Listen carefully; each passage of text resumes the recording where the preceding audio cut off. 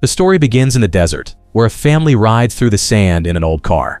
The father sings an Arabic song, and he gently asks his little daughter to join him. She feels shy at first, but soon her soft voice comes out, and everyone sings together like nothing is wrong. Then the mother turns off the music, and the warm moment dies because the noise gives her a headache. They reach their old home, and the place looks dry, broken, and forgotten. The girl runs inside and finds her pet bird badly hurt, with thick black blood leaking from its body. She begs her mother to save it, but the mother knows the bird is suffering, and she ends its life as gently as she can. That strange black blood scares the parents because it feels like a dark warning. The parents tell the children to stay still, then they walk into a hidden part of the house. Behind the old walls, they have a secret path inside a pyramid, and a weak light leads them down. They reach an ancient room, and in the middle sits a heavy sarcophagus. They do not know if the right time has come, but they open it anyway. Inside the box lies a silent mummy, wrapped and still like a dead thing. The man asks if it is awake, and the light suddenly cuts out. They panic, turn the light back on, and the woman says it is not awake. But the mummy bursts to life, lifts the man into the air, and kills him in seconds. Years later, the story moves to the Cannon family in Cairo, where Charlie Cannon works as a news anchor. His daughter Katie does not care much about watching him, and she spends more time on her studies. She tells him he moves his hands too much on TV, and Charlie asks his wife, Lissa, if viewers might find it annoying. Lissa says yes, and she tells him to calm down. Lissa is pregnant, and the house is already full of noise and small fights. Their son Sebastian throws Katie's doll, and Katie gets upset because the doll means a lot to her. She asks which child their parents love more, and the question makes the room feel heavy. Charlie fixes the doll, but Katie still feels Sebastian gets treated differently. Later, Katie plays near the garden wall, and danger reaches her in a quiet way. She meets a strange woman who says she is a witch, and the woman acts calm enough to seem safe. She also claims to be the mother of Katie's friend, Isla Khalil, so Katie starts to trust her. While Charlie calls Lissa about his new anchor job, the woman gives Katie candy and smiles as a trap is closed. Soon, Charlie finds a large pile of candy hidden in the closet, and he knows something is wrong. Sebastian says Katie's friend keeps bringing sweets to her in the garden, and Charlie feels a new fear grow inside him. Outside, the strange woman gets close to Katie again, gives her an apple, and whispers words Katie cannot understand. A cockroach crawls out of the fruit, forces itself into Katie's mouth, and leaves her choking. Charlie runs to the garden, but Katie is already gone. He finds a hole in the wall, then sees the woman far away carrying Katie through the streets. He chases them with all his strength, but traffic, crowds, and dust slow him down. A sandstorm rises around him, and he loses them completely. At the police station, Detective Dahlia Zaki is asked to help because she speaks English. The officers say many young people have disappeared, and almost 190 bodies have been found. They warn her that the case will be hard to face, but she accepts. She meets Katie's parents, and her job is to translate every painful word. Charlie says he last saw Katie around 3 in the afternoon, and he explains that a woman used candy to gain her trust. Lissa sits beside him, broken and afraid. The officer in charge does not believe Charlie right away, and he turns suspicion toward the family instead. The police begin looking at the parents, and the search for Katie already feels too slow. The loss does not end that night, because Charlie keeps running through the same memory in his head. He remembers Katie's voice in the car, he remembers the candy, and he remembers how close he came before the storm swallowed her. Lissa cannot forgive the world, and Charlie cannot forgive himself. From that point on, the family is alive, but a part of them stays missing in Cairo. The story jumps 8 years forward, and the Cannons now live in Albuquerque, New Mexico.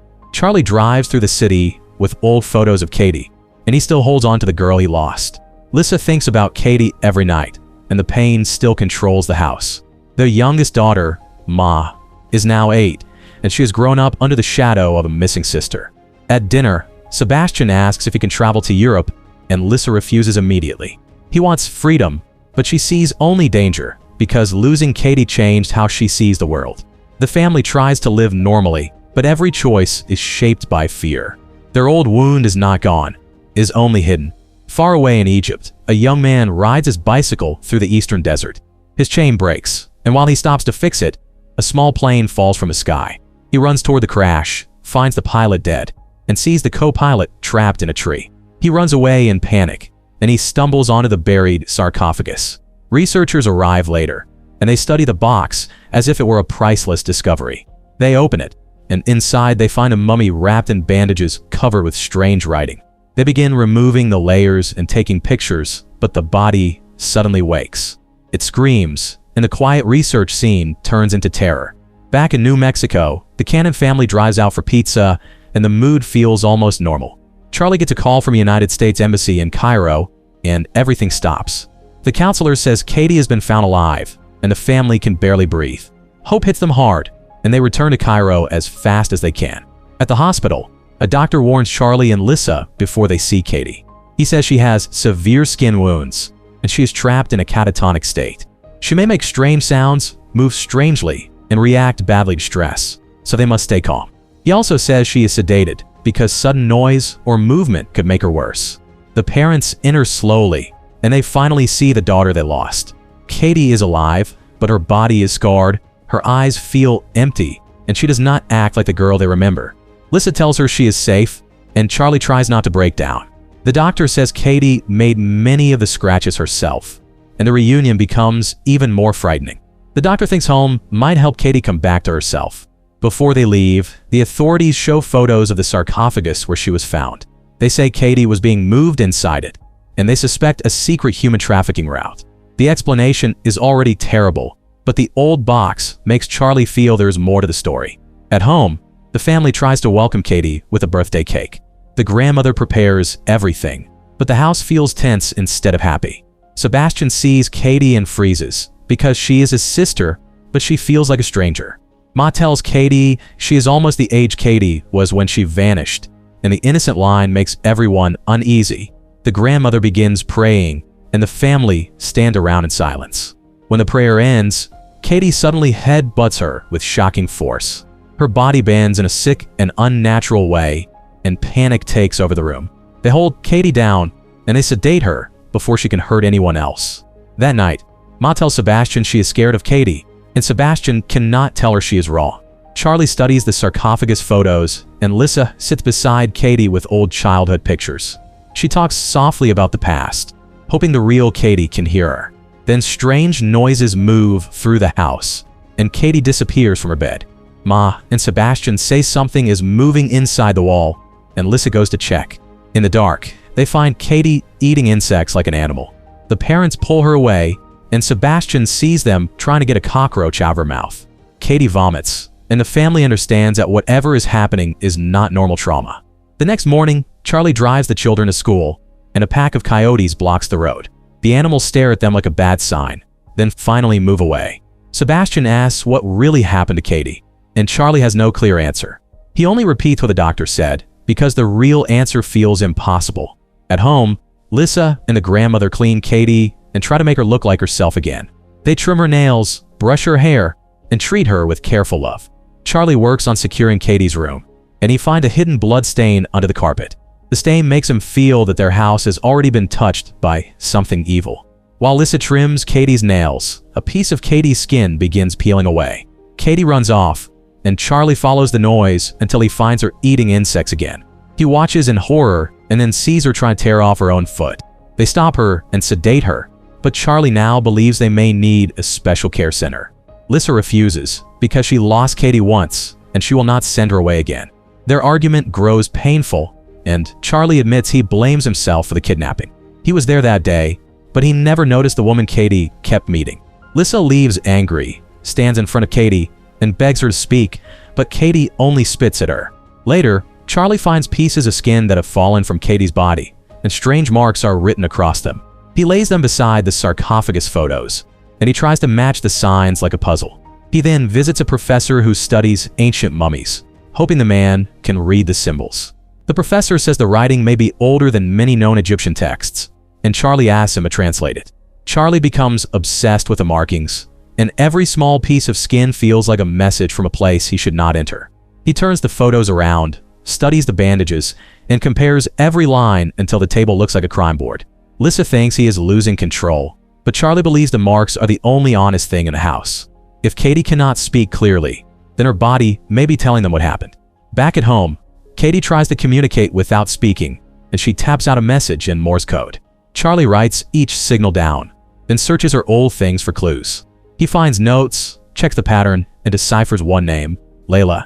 He calls Detective Zaki at once, and she tells him to search for letters or objects tied to that name. Charlie opens an old chest, and he finds a letter connected to Layla Khalil. Upstairs, Ma hears a sweet singing voice, and she follows it to Katie's room. Katie secretly speaks to her, saying Ma must not tell their mother because she wants to practice first. The talk turns strange, and when Katie asks about the taste of fingers, Ma tries to run.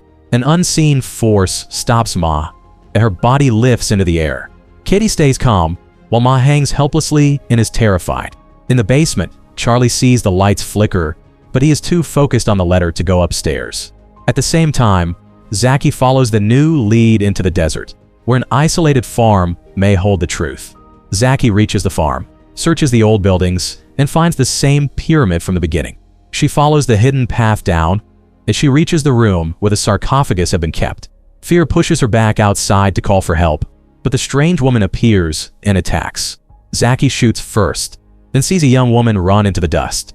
Zaki chases the girl, and the girl suddenly stops to dig something from the sand. Zaki realizes she is Isla, also known as Layla Khalil. Inside the buried box, they find a tape labeled with Katie's name. Zaki plays it, and the missing pieces begin to form a terrible picture. Meanwhile, Charlie drives with his children, and Ma keeps insulting everyone in a cruel voice. At home, the grandmother prays near Katie, but Katie pushes her away and says she will give her a heart attack. She attacks the old woman, and the grandmother collapses outside near the road. Coyotes later tear into her body. While the family watches in horror, the Ma laughs. On the tape, Isla's mother explains the ritual with a calm and cold voice. She says an innocent child is better because the body lasts longer. Zaki questions Isla, but Isla cannot speak because her mother cut out her tongue. Isla writes that Katie should never have been outside the box, and the sarcophagus should never have been moved. Isla's writing explains that her mother had used the ritual before, and every generation treated it like a family duty. The firstborn does not get a normal life because she is raised to guard the box, learn the words, and feed the thing another body when the time comes.